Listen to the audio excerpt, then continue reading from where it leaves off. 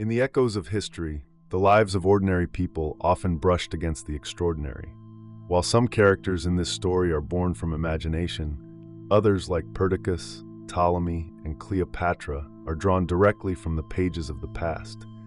Together, they create a narrative that blends the real with the fictional, offering a glimpse into what could have happened. Today's story is on Greece's Hellenistic period, the fall of Greece and the rise of Rome.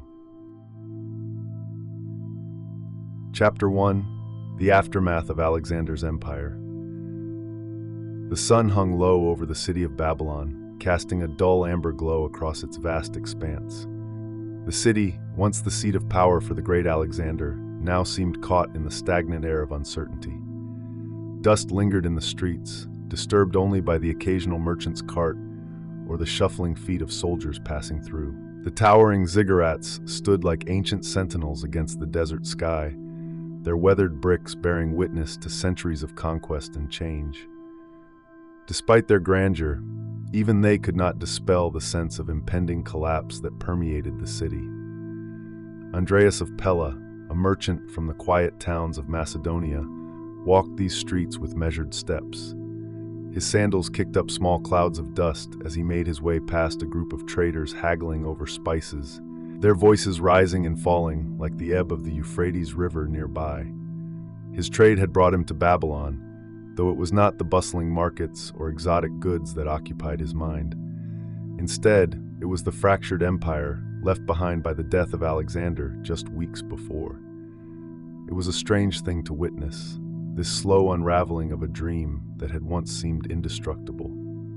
He could still remember the celebrations in Macedonia when news had come that Alexander had conquered Persia, and how the entire Greek world had looked eastward with hope, their imaginations caught by the thought of a world united under one banner.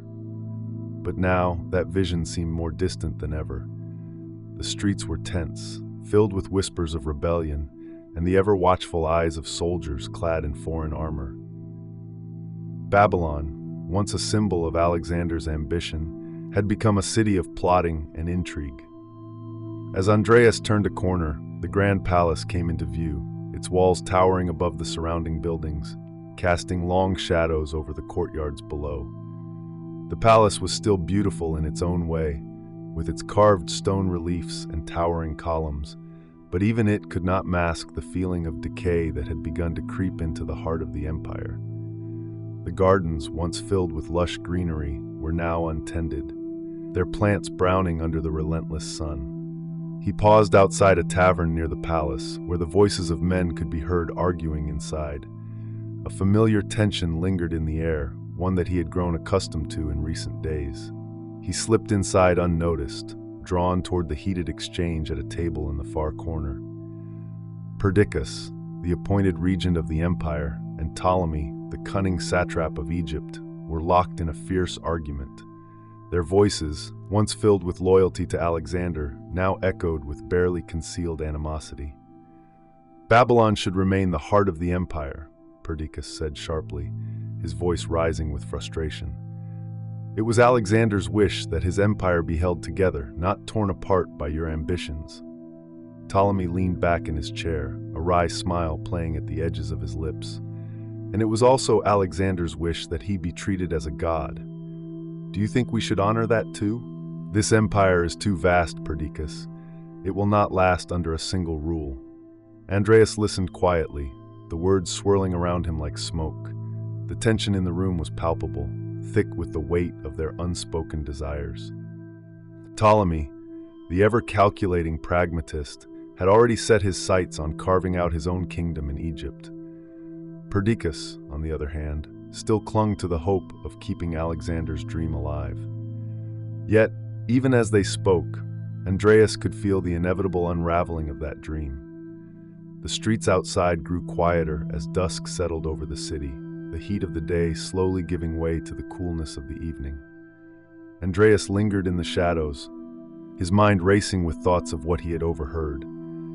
The Diadochi, Alexander's former generals, were no longer bound by their shared loyalty to their fallen king. Now, they were rivals, each one maneuvering for power, each one determined to claim a piece of the vast empire. As he left the tavern, Andreas gazed up at the towering ziggurats once more, their outlines blurred against the fading light. In the quiet of the evening, they seemed less like symbols of strength and more like relics of a world that was slipping away.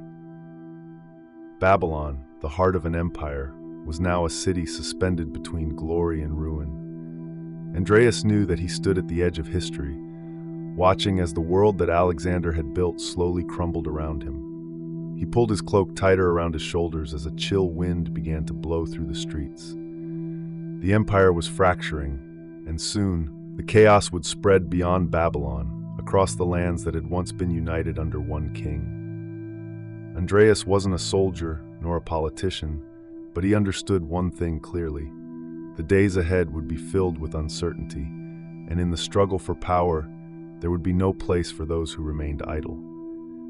As the first stars appeared in the sky, Andreas made his way back to his lodgings, his thoughts heavy with the weight of the empire's collapse. The streets of Babylon, once filled with the vibrancy of Alexander's ambition, now felt like the hollow remnants of a dream long past. Chapter 2. The Rise of Ptolemaic Egypt. By 300 BCE, the winds of change had carried Andreas of Pella southward to Egypt, a land transformed by the rise of Ptolemy I. As his ship glided into the port of Alexandria, the brilliance of the city unfolded before him. The sun, reflecting off the Mediterranean's shimmering waters, bathed the marble buildings in a golden hue. High above the bustling port stood the lighthouse of Pharos, an awe-inspiring tower that seemed to defy the horizon itself. Its flame, visible for miles, guided ships safely into the harbor, a beacon of Alexandria's growing significance as a center of trade and knowledge. Stepping onto the docks, Andreas could not help but marvel at the life thrumming through the city. The air was thick with the mingling scents of salt, spices, and papyrus, a testament to the goods exchanged between East and West. Merchants from all corners of the known world crowded the harbor, their voices rising in a cacophony of different tongues as they bartered, laughed, and argued over their wares. Above the din, the rhythmic clanging of laborers unloading cargo echoed off the walls of the towering structures. Alexandria was no ordinary city. Founded by Alexander the Great himself, it had swiftly become the crown jewel of Ptolemaic Egypt. The streets, meticulously laid out in a grid pattern, were lined with grand colonnades, Greek temples, and statues of gods both foreign and familiar.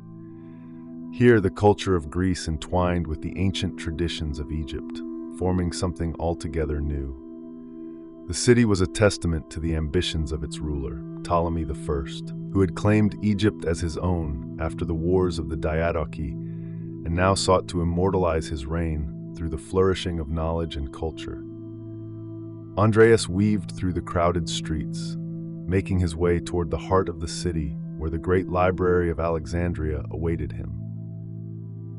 The library had already gained a reputation throughout the Hellenistic world as the center of learning and discovery, a place where the greatest minds of the age gathered to expand the horizons of human knowledge. It was said that within its walls were thousands upon thousands of scrolls, a repository of wisdom from Egypt, Greece, Persia, and beyond. The library stood at the edge of the city, its pale stone walls gleaming under the Egyptian sun. Tall pillars lined the entrance, their surfaces adorned with intricate carvings that blended the geometric precision of Greek artistry with the symbolic motifs of Egypt. As Andreas entered the cool shade of the building, he was greeted by a silence so profound it seemed to swallow the noise of the city entirely. Scholars moved quietly through the aisles of scrolls, their fingers trailing over the papyrus as they searched for texts on philosophy, astronomy, mathematics, and poetry. It was here, in this bastion of knowledge, that Andreas was to meet Eratosthenes, the famed mathematician and head librarian. Eratosthenes was a man of medium build, with a neatly trimmed beard and eyes that sparkled with an unquenchable curiosity. He was already engrossed in conversation with a small group of students when Andreas arrived, but upon noticing the newcomer, he excused himself and approached with a warm smile. "Ah, Andreas of Pella, I've heard of your travels. Welcome to Alexandria. Eratosthenes said, his voice carrying the easy confidence of a man accustomed to the company of great minds. Andreas bowed slightly in greeting. "It is an honor, Eratosthenes. Your reputation as a scholar precedes you even in the farthest corners of the Hellenistic world." Eratosthenes chuckled softly, gesturing for Andreas to follow him deeper into the library. "Reputation is fleeting, my friend. Knowledge, however, endures. Come, let me show you something." The two men walked through the vast halls of the library, passing rows upon rows of scrolls neatly arranged in cubbyholes. Their footsteps echoed in the vast space, the scent of papyrus and ink filling the air. Eventually, they reached a small, quiet alcove, where a large map was spread out across a wooden table. Eratosthenes leaned over it, his fingers tracing the coastlines and mountain ranges with precision. "This," Eratosthenes began, "is part of my project to map the world. A fool's errand, some might say, but I believe it is possible to understand the shape and size of the Earth with reason and observation. I've measured the distance between cities and the angles of the sun at different points on the globe. Soon, I hope to prove that the Earth is not flat, as so many still believe, but a sphere." Andreas looked down at the map, impressed by the ambition of the endeavor. The idea of mapping the world seemed as grand and daunting as Alexander's dream of uniting it. Yet here in Alexandria, under the rule of Ptolemy, the pursuit of knowledge had become as vital as the pursuit of power. "Your work is remarkable," Andreas said quietly, "and it seems Alexandria is the perfect place for such endeavors. The world comes here, does it not?" Eratosthenes smiled again, though this time there was a trace of something deeper, perhaps pride, perhaps something else. "Indeed, Alexandria is a place where cultures meet, where Greek knowledge merges with the wisdom of Egypt and beyond. Ptolemy understands that power is not only measured in armies and territories, but in knowledge. That is why he has spared no expense in building this library, this lighthouse of learning." As the conversation continued, Andreas learned more about the many advancements taking place in Alexandria. It was not just a city of trade or a seat of power, but a hub of intellectual activity. Greek philosophers debated Egyptian priests on matters of the soul. Physicians and astronomers experimented, seeking to unlock the mysteries of the natural world. Even the arts flourished here, as poets and playwrights found inspiration in the blending of Greek and Egyptian traditions. Yet, beneath the surface, Andreas sensed the subtle tension of a city balancing two worlds. The temples of the old gods still stood, their hieroglyphs whispering of a time before the Greeks had come. The priests of Amun and Ra carried out their rituals, while Ptolemy, now styled as a pharaoh, wrapped himself in the trappings of both Greek and Egyptian royalty. Alexandria might be a symbol of unity, but it was also a city where cultures overlapped and at times collided. As the day drew to a close, Andreas took his leave of Eratosthenes and stepped back into the bright streets of Alexandria. The sun was sinking toward the horizon, casting long shadows over the city. In the distance, the lighthouse of Pharos still gleamed, its fire a reminder that even in the darkest times, knowledge could light the way. He had seen many things in his travels, but here in Alexandria, he felt the pulse of something greater, an empire built not only on conquest, but on the pursuit of understanding. The world was changing, and Alexandria was at its heart. Chapter 3. The Seleucid Empire's Dominance.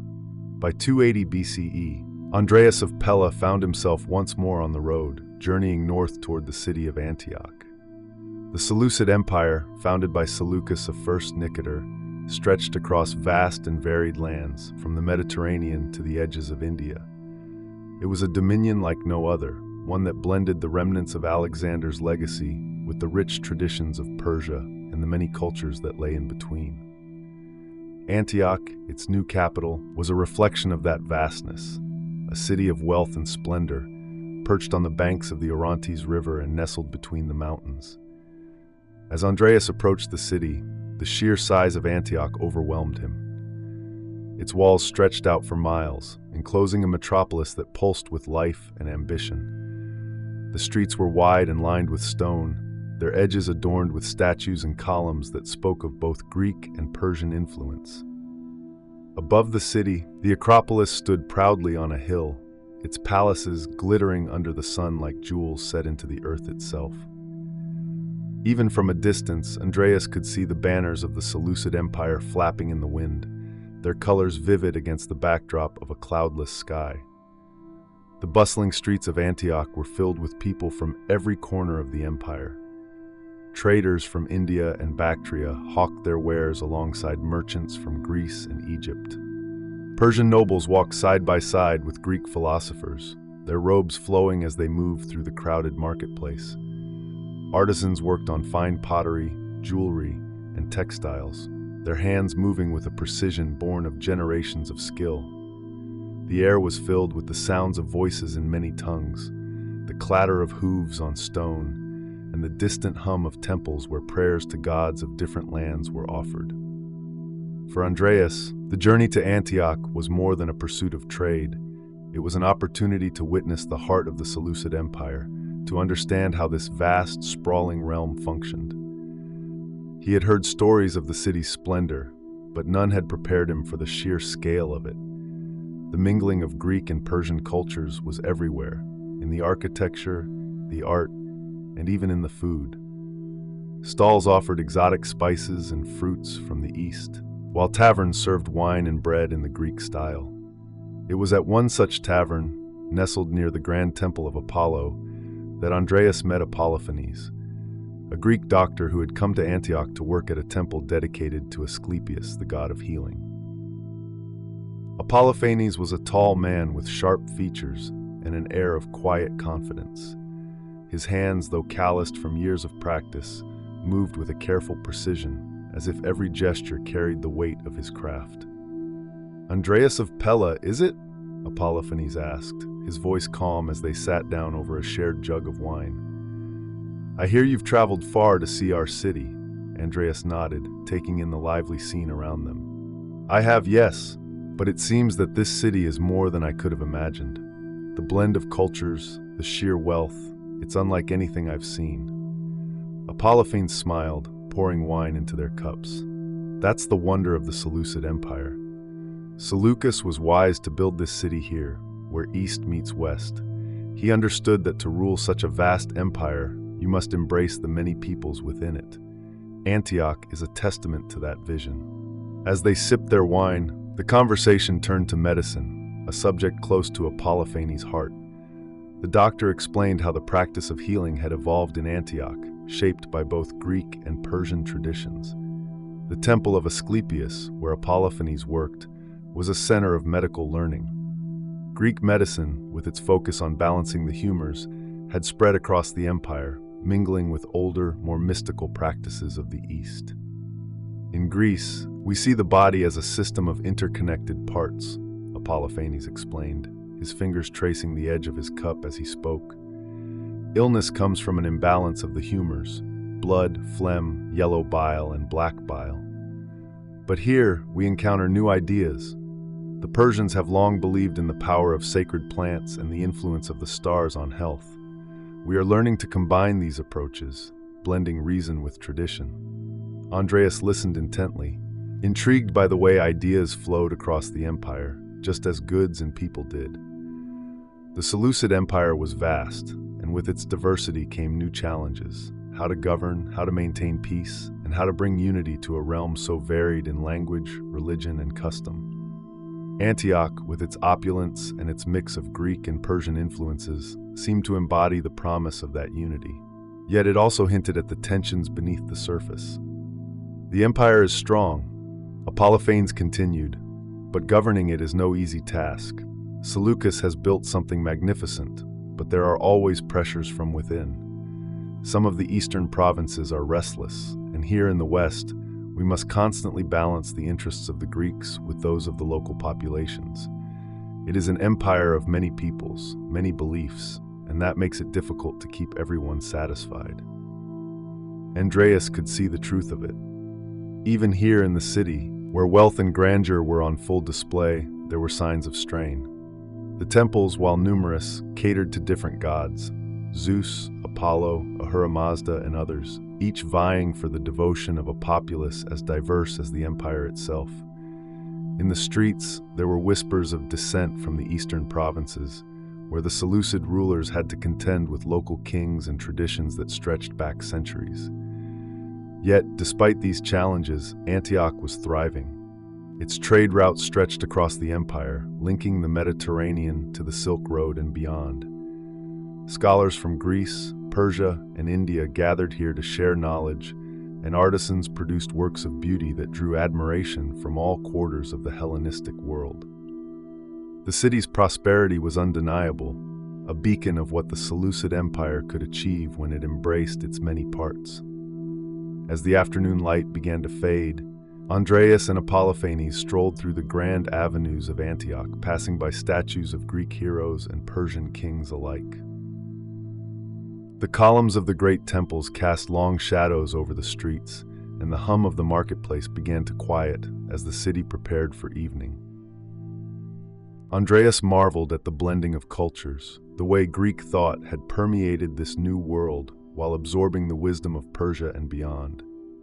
The Seleucid Empire was an experiment in fusion, a testament to the power of diversity. Yet it was also fragile, held together by the vision of a single ruler and the careful balancing of many interests. As they reached the temple of Asclepius, Epiphanes paused, turning to his friend with a thoughtful expression. "You've seen much of the Hellenistic world, Andreas. What do you think of this empire? Do you believe it can last?" Andreas looked out over the city, the lights of Antioch flickering to life as night approached.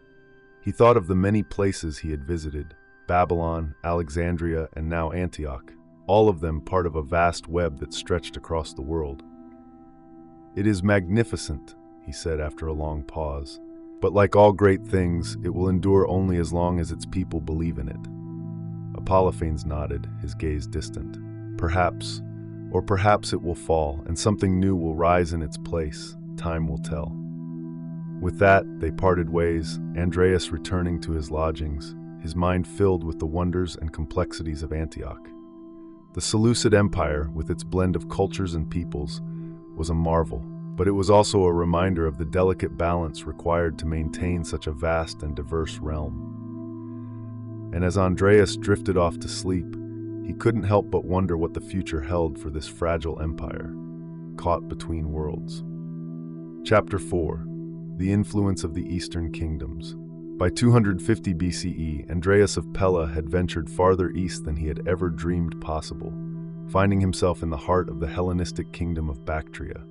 Situated in what is now modern-day Afghanistan, Bactria was a land unlike any he had known, where the dry, rugged mountains met the fertile plains crisscrossed by rivers that flowed from the highlands.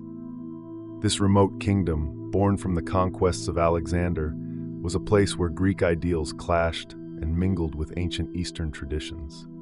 As Andreas entered the city of Ai-Khanoum, the capital of this distant Greek realm, he marveled at the sight before him. It was as though a piece of Greece had been transplanted into the rugged landscape of Central Asia. The city was built in the familiar Hellenistic style, with its grand stone theaters, colonnaded streets, and public gymnasiums.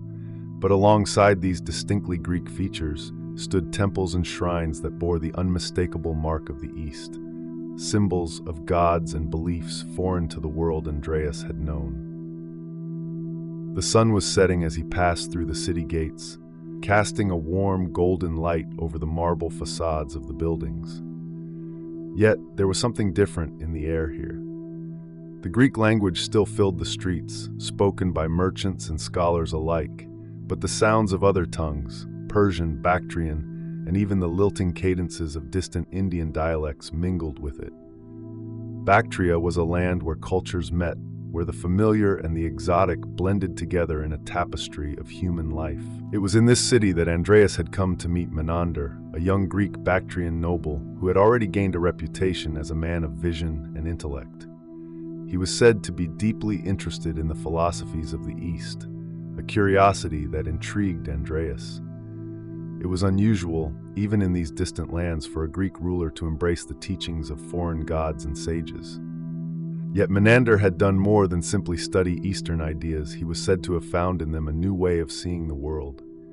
Andreas found Menander seated on the steps of a small temple dedicated to an unfamiliar god, his attention focused on a group of monks clad in simple robes.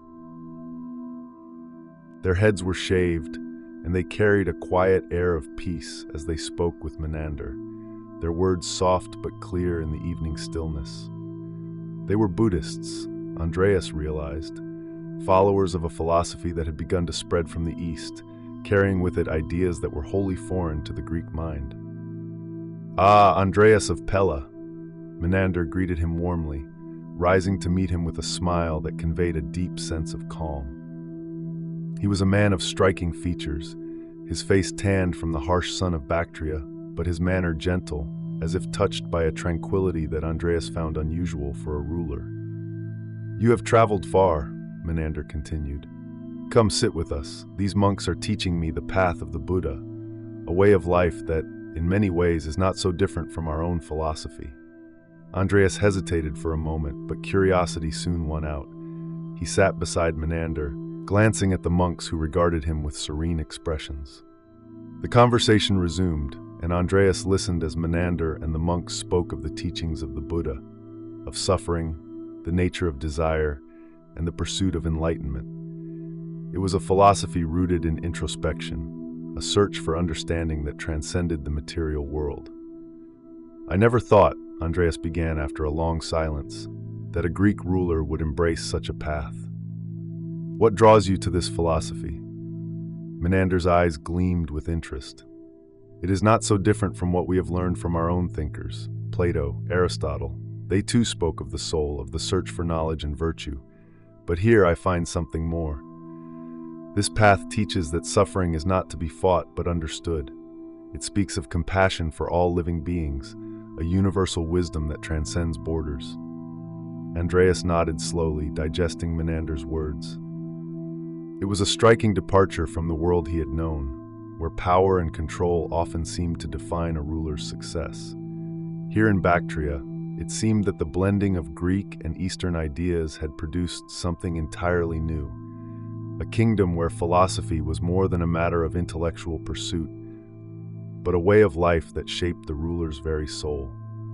As the evening deepened, Menander and Andreas walked through the city, passing through the narrow streets where Greek statues stood alongside Eastern idols. The influence of both worlds was evident in every corner. Greek-style theaters hosted plays drawn from both Athenian traditions and local folklore, while artisans created sculptures that fused the idealized human forms of Greek art with the more symbolic, spiritual motifs of the East. The city was a living expression of the cross-cultural exchanges that had come to define this far-flung outpost of the Hellenistic world. Andreas was particularly struck by the temple to Zeus that stood near the city's center, its columns adorned with symbols unfamiliar to any temple he had seen before. The Greek gods were still revered here, but their likenesses had been altered, blended with local deities until the distinction between them blurred. It was a testament to the adaptability of Greek culture, but also to the power of the East to transform even the most deeply ingrained beliefs. In the days that followed, Andreas continued to explore the city, meeting with local scholars, merchants, and artists who had come to embrace this new fusion of cultures. He visited workshops where Greek sculptors worked alongside Bactrian craftsmen, creating statues of gods and heroes that were as much a product of the East as they were of the West. He wandered through markets where spices and silks from India were traded alongside Greek wines and olive oil, the products of two worlds coming together in the heart of Central Asia. One evening, as he sat in the courtyard of a local tavern, Andreas struck up a conversation with an artist who had spent years studying both Greek and Indian techniques. The artist showed him a statue he had recently completed, a figure of the Buddha that bore the unmistakable influence of Greek sculpture. The face was serene, the body finely proportioned in the style of Greek gods. Yet the pose and expression spoke of an entirely different tradition, one that sought not to capture physical perfection, but inner peace.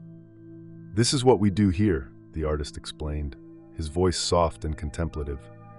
We take what is best from both worlds and we create something new. Bactria is not Greece and it is not India. It is a place where both can exist, side by side. As the days passed, Andreas came to see that Bactria was more than just a distant outpost of the Greek world. It was a place of transformation, where cultures mingled and new ideas flourished. The city of Ai-Khanoum stood as a symbol of what could happen when East and West met, not in conflict, but in mutual respect and exchange. It was a place where Greek ideals had taken root in foreign soil, and where those same ideals had been reshaped by the wisdom of the East. And as Andreas prepared to leave Bactria, he could not help but feel that this kingdom, perched on the edge of the known world, held the key to the future. Here, in the heart of Central Asia, the legacy of Alexander lived on, not in conquest, but in the blending of cultures, the sharing of knowledge, and the pursuit of understanding. The world was larger than he had ever imagined, and in Bactria, he had glimpsed what that world might become. Chapter 5. The Intellectual Flourishing of Pergamon. By 220 BCE, Pergamon had emerged as one of the most dazzling cities of the Hellenistic world. Perched high on a hill in Asia Minor, the city was a shining example of Greek culture, yet it pulsed with a vitality all its own. As the capital of the Attalid dynasty, Pergamon was a place where art, science, and politics converged, its wealth evident in every corner of the bustling city.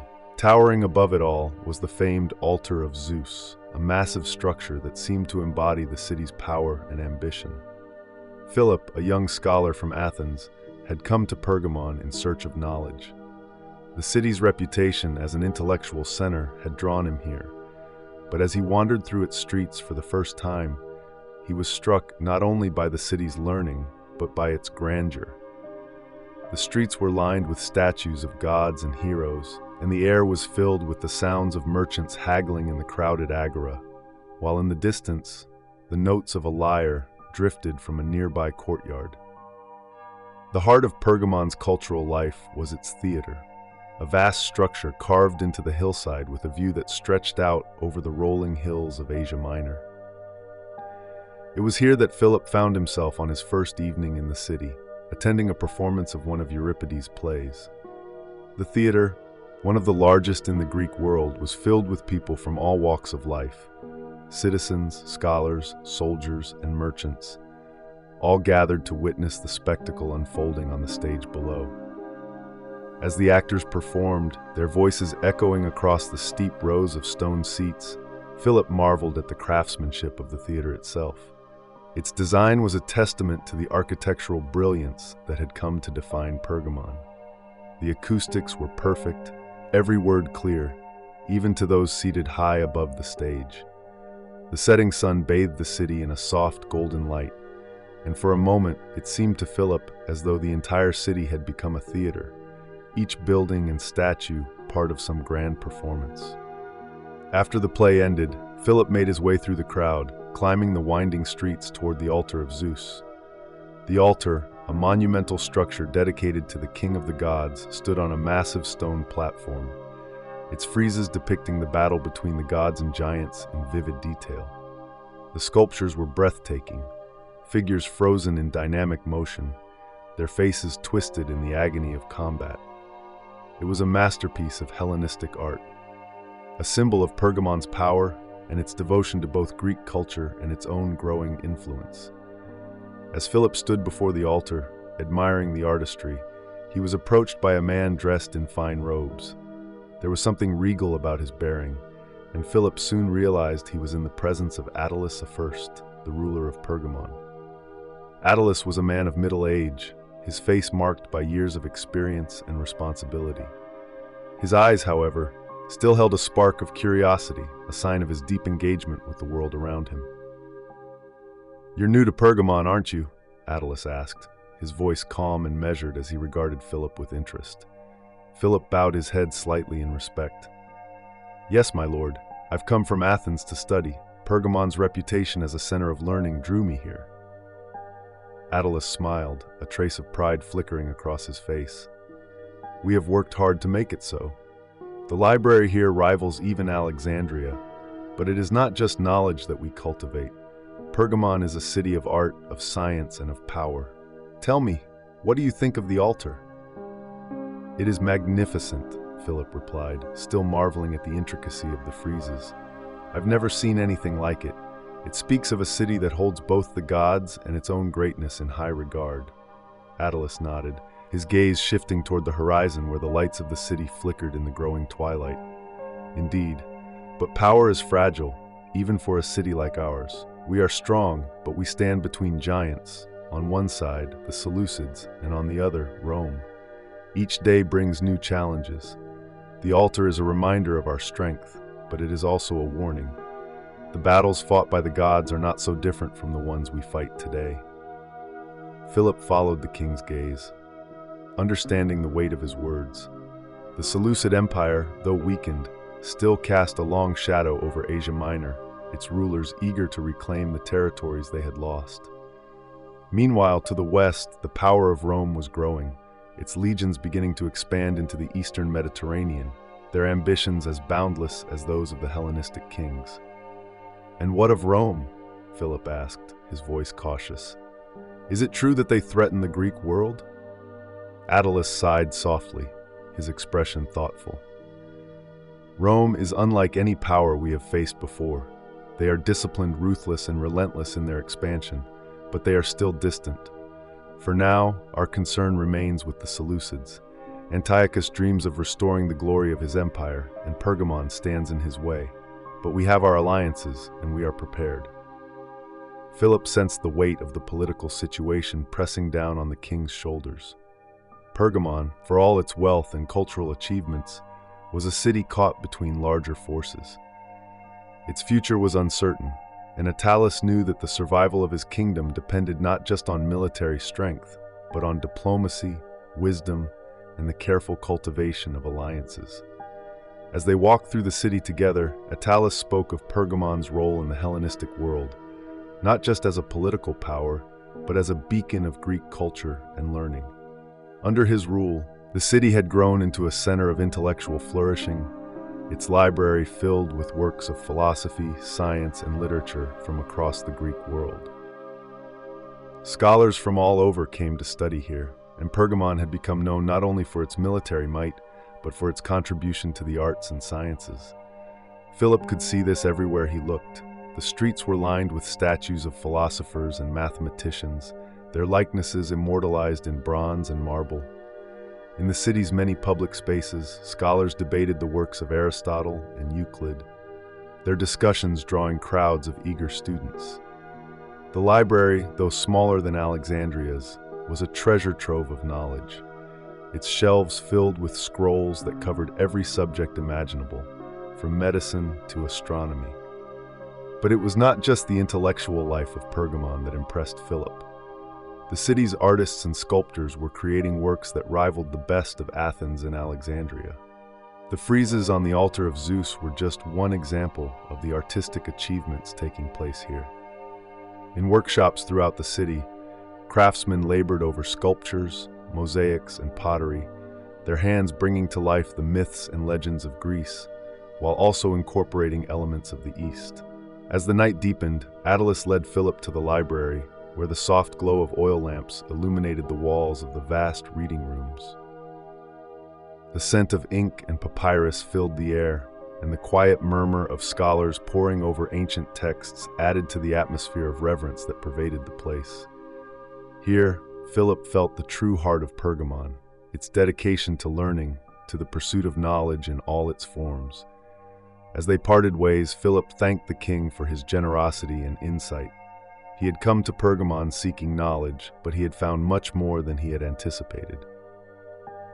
This city, with its magnificent art, its flourishing intellectual life, and its precarious political position, was a microcosm of the Hellenistic world, a world where the legacy of Alexander the Great still loomed large, even as new powers rose to challenge it.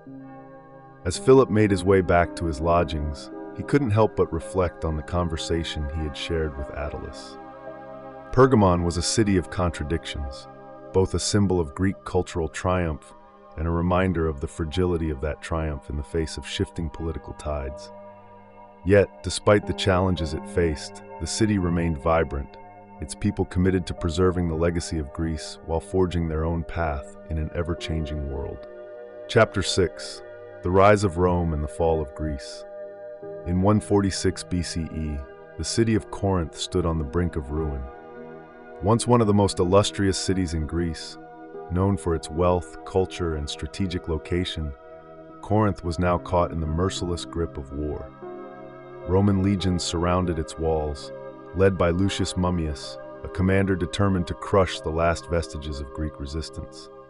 As the sun set on the city, the air was thick with the acrid smell of burning wood and stone.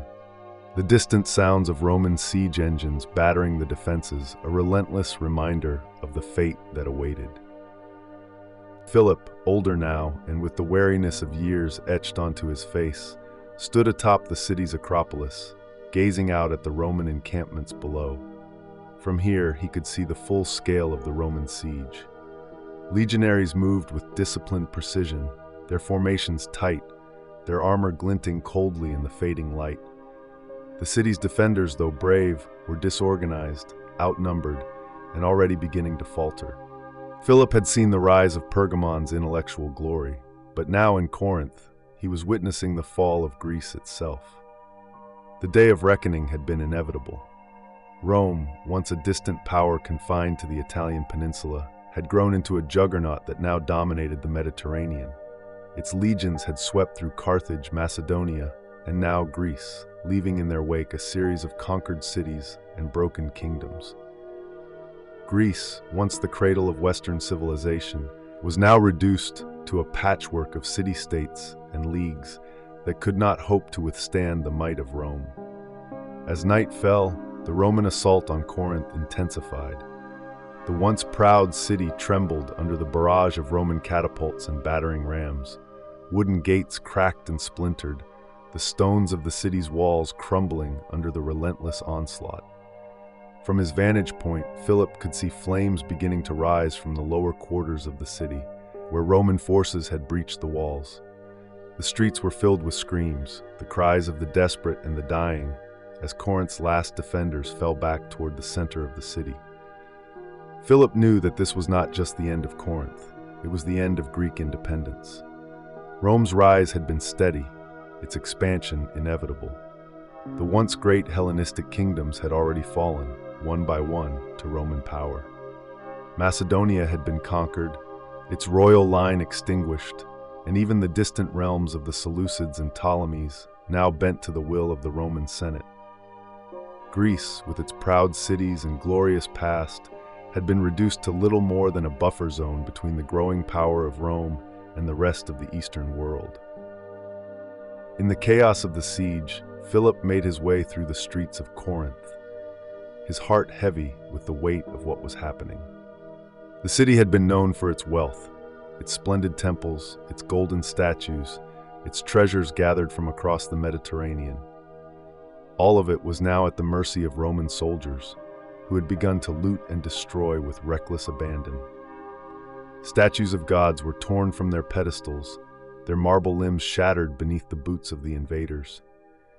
Paintings and mosaics, once the pride of the city's artisans, were reduced to rubble, trampled underfoot in the frenzy of plunder.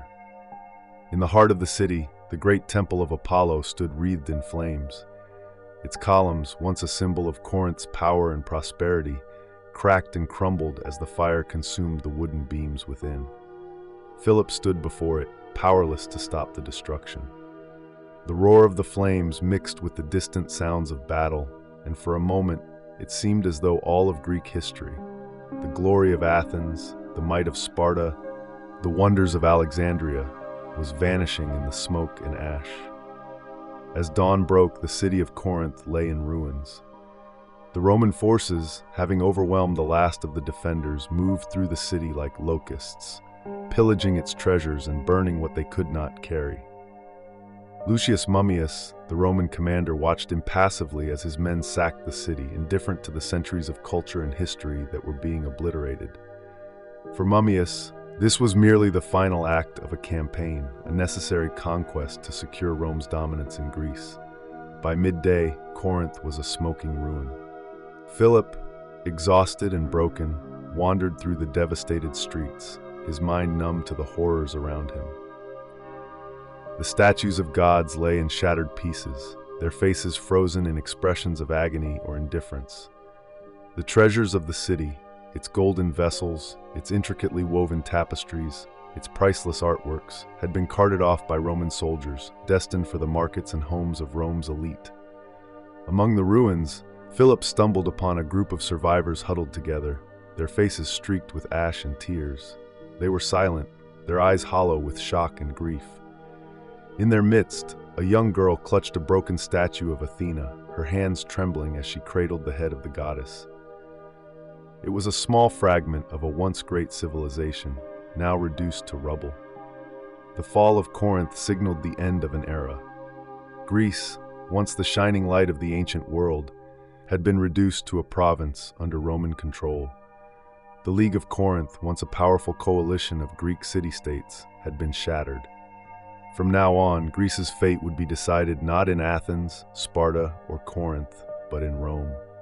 Philip sat on a broken column, his eyes cast toward the distant horizon. He had lived through the rise of Pergamon, the intellectual flowering of the Hellenistic world, and the blending of Greek and Eastern cultures.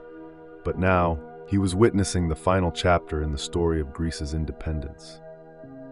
The Romans, with their iron discipline and unyielding ambition, had conquered the heart of the Greek world, and nothing would ever be the same. In the months that followed, word spread of the fate of Corinth.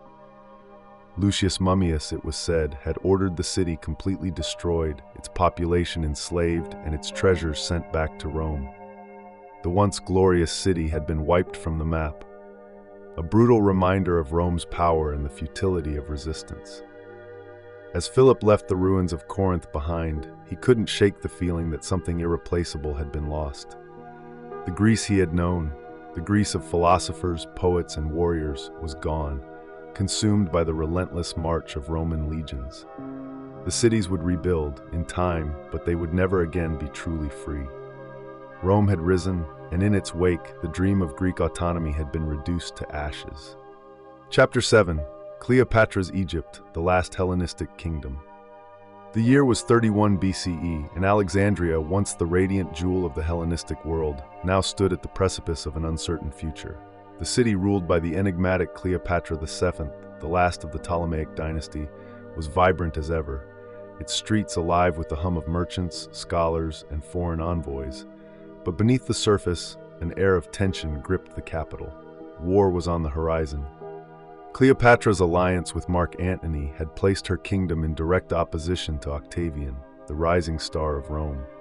As the two powers prepared for a final showdown, the fate of Egypt and the remnants of Hellenistic culture hung in the balance. Philip, now an old man, had returned to Alexandria after years of travel across the fading Hellenistic world. The city had changed since his first visit decades ago, when it was a thriving hub of intellectual and cultural exchange. Now it was a kingdom on the brink of collapse, its ruler caught between the demands of her people and the harsh realities of Roman ambition. As Philip wandered the familiar streets, he passed by the grand library of Alexandria, its once bustling halls now quieter, though still a sanctuary of learning. The statues of Greek gods still adorned the city, their forms elegantly carved from marble. But there was a certain weariness in the air, a feeling that the world was shifting, and that soon Alexandria might no longer stand as a beacon of Greek civilization.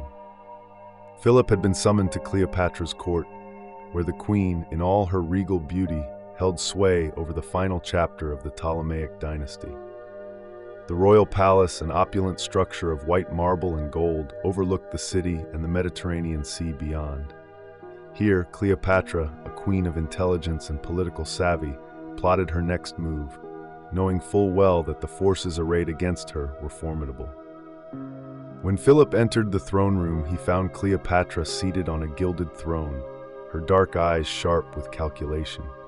Beside her stood Mark Antony, the Roman general who had become her lover and ally in the struggle against Octavian. The two rulers were locked in conversation, their voices low, but the weight of their predicament was clear in the furrow of Antony's brow, and the determined set of Cleopatra's jaw. "Philip of Pella," Cleopatra greeted him, her voice rich and commanding. "You have seen much of this world. Tell me, what do you make of this coming war?"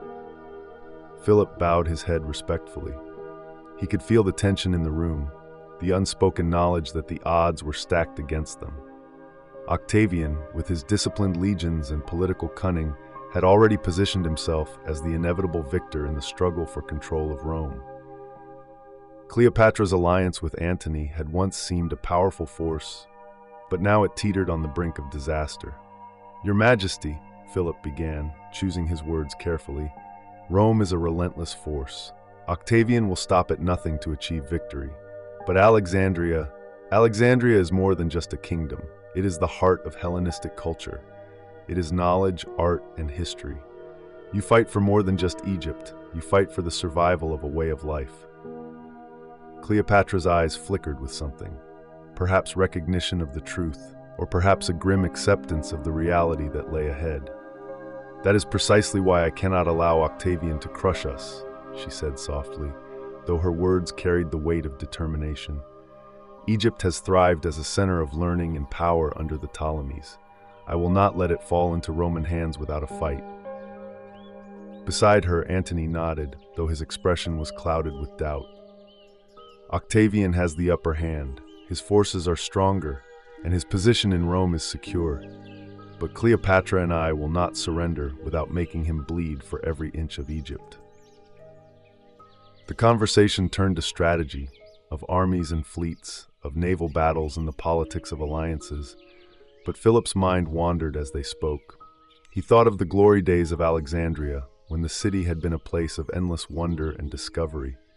He remembered his encounters with Eratosthenes, the great head librarian who had sought to map the world, and the countless scholars who had passed through the city's doors, each one contributing to the vast store of human knowledge housed in its legendary library.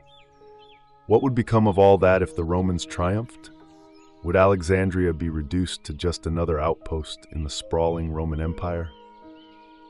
The looming conflict weighed heavily on the people of Alexandria as well. In the streets, the tension was palpable.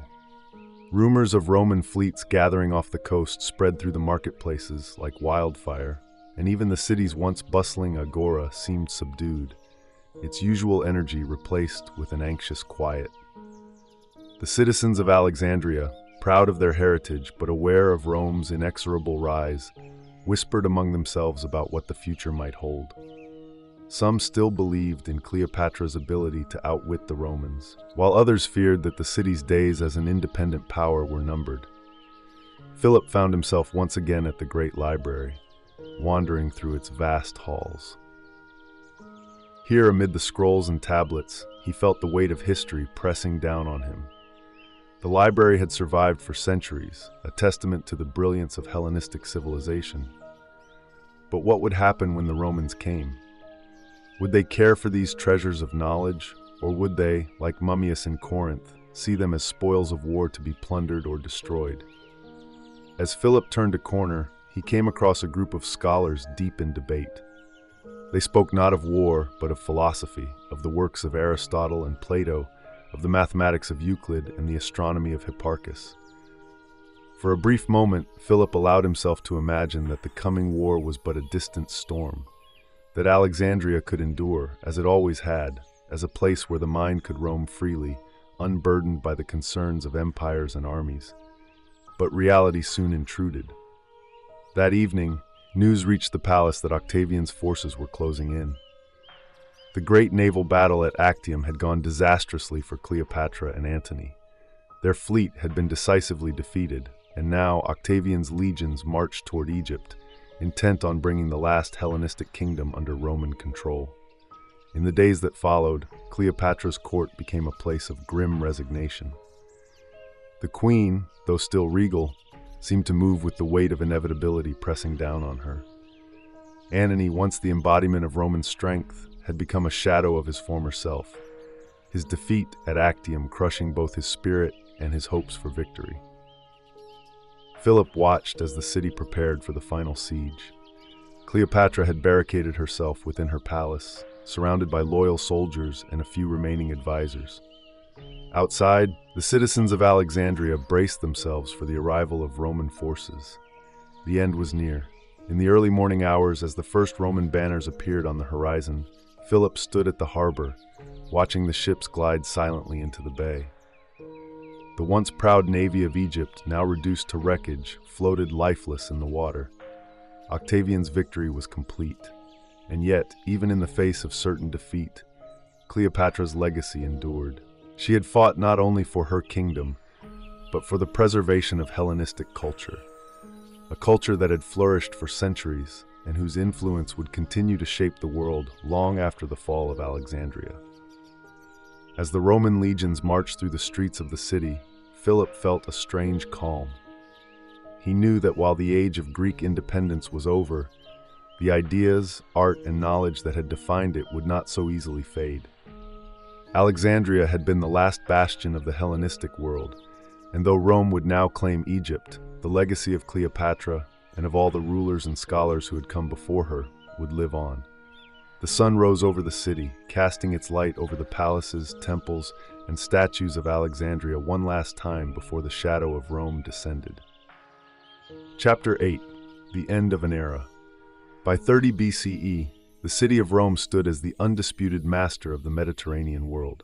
Its marble temples and vast forums gleamed in the sunlight, and its streets, teeming with life, echoed with the sounds of merchants, soldiers, and philosophers.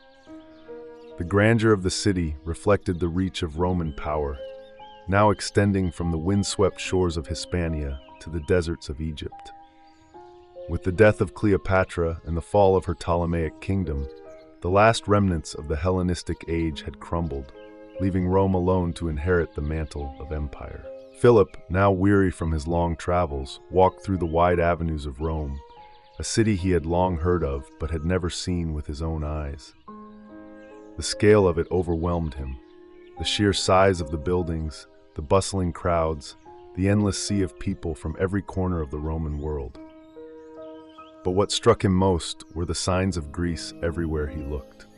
Statues of gods and heroes, their features carved in the familiar style of Hellenistic art, lined the streets.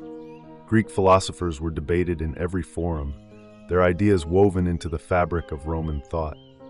In the distance, he could see temples built in the Greek style, their columns rising majestically against the sky. Though Rome had conquered Greece and its territories, it had not crushed the culture that had flourished there for centuries.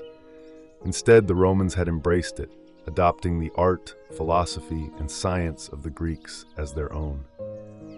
In many ways, Greek culture now lived on through the very empire that had brought about the end of Greek independence.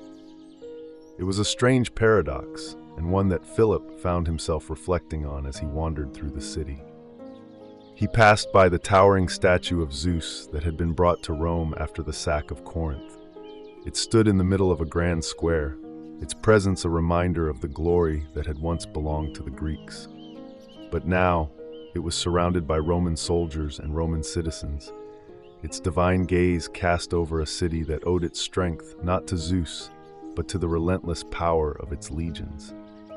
Philip could feel the weight of history bearing down on him. The Hellenistic world, with its vibrant cities, its blending of cultures, and its intellectual achievements, had been a place of endless possibility. But now that world was gone. Alexandria, Pergamon, Corinth, these places had all fallen under Roman rule, their independent identities subsumed by the vast machinery of empire. And yet, as Philip moved through the streets of Rome, he realized that the spirit of Greece had not been extinguished. It had simply taken on a new form, woven into the very fabric of Roman life. As Philip wandered into the forum, he overheard a group of scholars deep in conversation. They spoke not of Roman law or politics, but of Plato's Republic and Aristotle's treatises on ethics. One of the scholars, an older man with a beard streaked with gray, was reciting a passage from Homer, his voice carrying over the din of the bustling square. Nearby, a young Roman student sat listening, his eyes fixed intently on the speaker. Philip smiled to himself. The ideas of Greece, the stories and wisdom passed down through generations, had found fertile ground in Rome. Philip's thoughts drifted back to the many cities he had visited in his lifetime. He had walked the streets of Athens, where Socrates had once questioned the nature of justice. He had seen the intellectual flowering of Pergamon, where artists and scientists had pushed the boundaries of knowledge. He had stood before the towering ziggurats of Babylon and watched the blend of Greek and Eastern ideas flourish in Bactria. Now, in Rome, he could see how all of those experiences had converged into something new, something both Roman and Greek. In the twilight of the Hellenistic era, Rome had become the vessel through which Greek culture would endure. The Romans, ever pragmatic, had recognized the value of Greek learning and art. They had taken the best of it, building upon the foundations laid by philosophers, mathematicians, and poets, and made it their own. The great works of literature, the statues of gods and heroes, the discoveries of science and medicine, all of it had been absorbed into the Roman world. Philip continued his walk through the city, making his way toward the grand temple of Jupiter. The structure was unmistakably Roman, its massive stone columns rising high above the streets. But as Philip approached, he noticed something familiar. Sculptures of Athena and Apollo, gods of wisdom and art, standing proudly beside the Roman deities. Even here, in the heart of Rome, the Greeks had left their mark. As the evening fell and the city was bathed in the soft glow of lanterns, Philip found himself at the banks of the Tiber River, gazing out at the water as it flowed silently past. The river, like time itself, seemed to carry the weight of history with it, moving inexorably forward, sweeping away the old and bringing in the new. Philip knew that he was living in a moment of great change, at the very end of an era that had once promised so much. Yet, for all the loss he felt, there was something comforting in the knowledge that Greece's legacy would endure. It had not been destroyed by Roman conquest, it had been transformed. The philosophy of Plato, the art of Praxiteles, the discoveries of Archimedes, all of these would live on, not just in the memory of the Greek people, but in the heart of the Roman Empire. As Philip stood there, watching the river, he realized that this was not the end of the Hellenistic world, but a new chapter in its story. The Greeks had shaped the world with their ideas, and now those ideas would continue to shape the future, even under Roman rule. The world had changed, but the influence of Greece would remain, carried forward by the very empire that had conquered it. Philip took one last look at the city of Rome, its lights twinkling in the distance, before turning to leave. He had seen the rise and fall of kingdoms, the blending of cultures, and the shifting of power across the Mediterranean. And though the Hellenistic era had come to an end, he knew that its spirit would live on, woven into the fabric of the Roman Empire and beyond.